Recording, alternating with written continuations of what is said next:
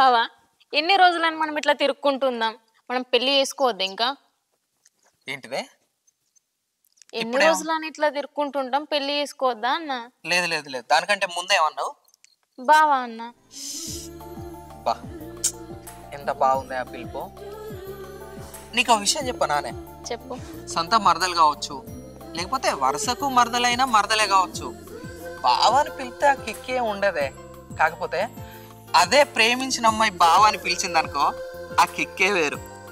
ఇగో ఇప్పటి నుంచి నువ్వు నన్ను పేరు పెట్టి వీళ్ళకే బావా అనే పిలువు సరే సరేనా